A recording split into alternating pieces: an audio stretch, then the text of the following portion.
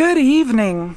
So we just finished up, Candy and Ren and I, we just finished up a really great live feed about an hour ago.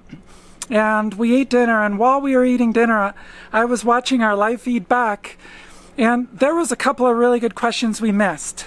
And so I wanted to just take like 2, 3, 4 minutes and answer a couple of the questions that we'd missed. So here we go. All right, first question was from PupKemper58, who asked if we were going to the RTR, and that there's a rumor the RTR is going to be in California this year. I've heard that rumor too. As far as the RTR, I'm honestly not sure if I'm going to the RTR, only because I've been there, I've done that. I don't know, just not super into that anymore, so it's looking unlikely for me. Are you going to RTR? Yeah, I'm going to go to the RTR just because I meet people from all over the place, so I'll be there pretty much every year. And I will be there if it's in Arizona. I have to go to California in July, so I'm not sure. So a few people had asked, I think Claudia and Abe51 and a few other people asked about my frame, and if my frame was still holding up, and if my frame broke, would I get another casita? So my frame is doing great. Of course, it's been repaired, and I would like to say something. A lot of people talk about how cheaply the frame is made.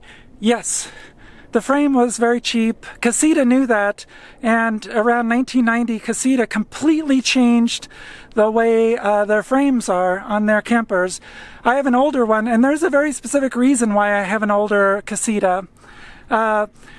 These older casitas are a lot lighter. They're about 500 pounds lighter than the casitas made starting around 1990. And that allows me to tow it with a Honda CR-V. And I'm very grateful for that. The newer casitas, again, they weigh about 500 pounds more. They have a much better frame. The frames on new casitas are excellent. They have thicker fiberglass walls. Just everything is better on them.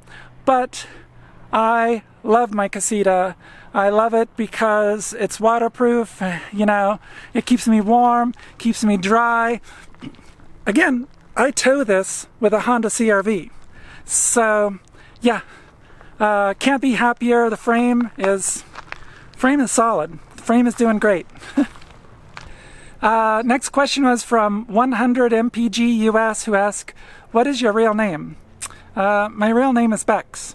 Actually, Bex is short for Rebecca, but everybody's always called me Bex. Bex is my name.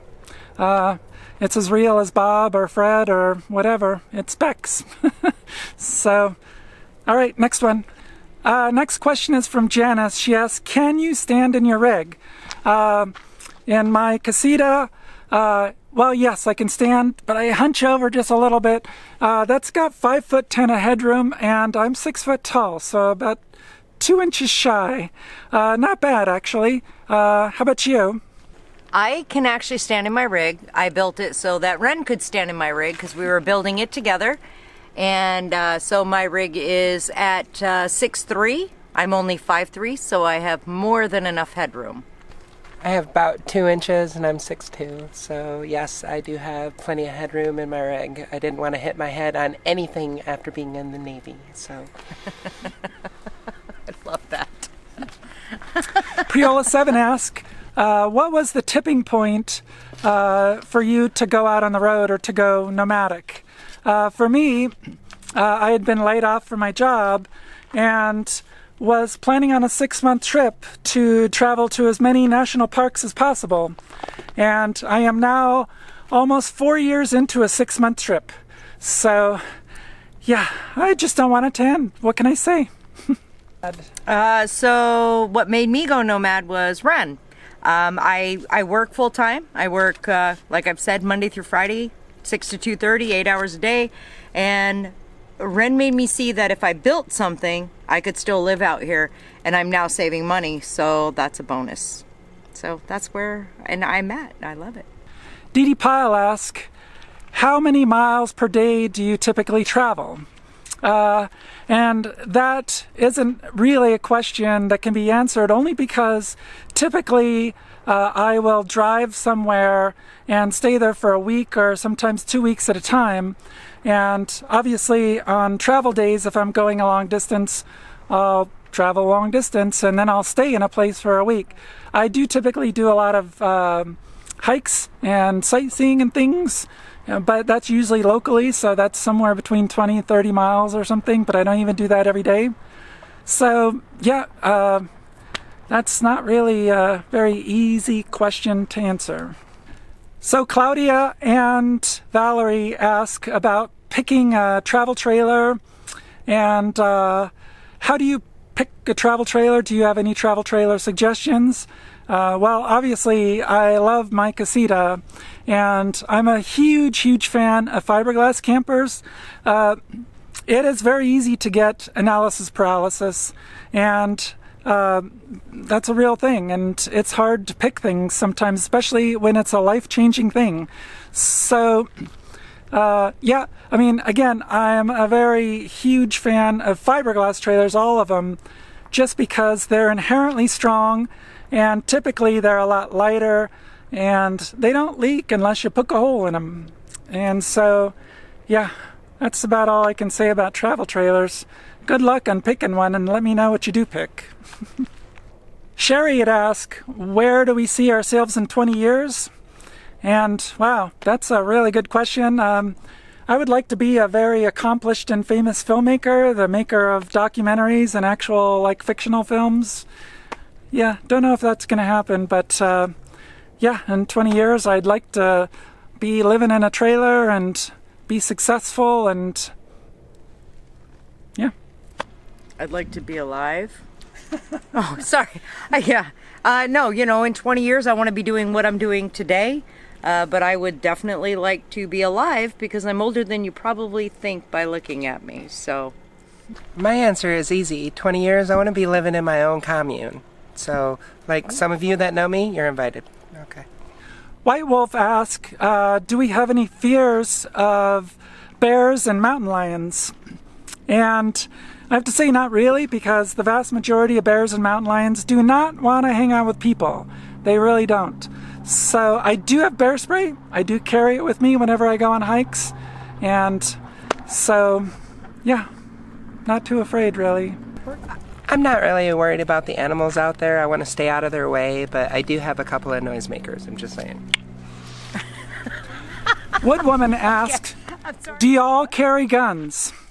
And I have to say that's a very tricky question. None of us really wanted to give any yes or no answers because crossing state lines, things change a lot, going from federal to state to, from Nevada to Oregon or California. You should definitely think before you pack a weapon and be very safe if you do. That's my thoughts on that. No, I do not have any weapons. I have nothing to say. Hey, Norfolk Bear. So you wanted to know about the RTR and if you could meet us. Well, here's the answer. We don't really know where the RTR is actually going to be. Some of us are going to attempt to be there. And if you're watching any of the previous videos or the future videos, you will know how to find us. I'm going to leave it at that. So, what are we done? We're thinking? Thinking. Yeah. Yes. Destination Open Road. Yes, that one. Right, so thank And you, Destination Open Road. thank you, Scott and Terry. Oh, let's do 1, 2, 3. Thank you, Destination Open Road. So it was wonderful to hear from you. Thanks for chiming in on the live feed. Miss you guys so much. Yes. And what was one more? Oh, Valerie, awesome. What was for dinner tonight? Oh, Sushi and teriyaki ribs. yeah, cooked by the absolutely wonderfully beautiful Ren. Thank you, Ren. And her You're second welcome. braid. The sun has just gone down. It is absolutely gorgeous. Well, the colors are kind of gone now, but it was a beautiful sunset. A lot of times we have an even more beautiful sunset on these eastern mountains over here. It's absolutely gorgeous, but we have a campfire And we have a couple of beverages. And so we're going nighty-night, nighty-night. Thank you for following along. Say night-night. Good night. Night. If you want to participate in future live streams, please like my Facebook page where I always announce my live streams. It's facebook.com/BexRVTravels. There's a link below in the description. And if you want to see a tour of Candy's awesome Red Barn tiny house, please subscribe to my channel. Thanks!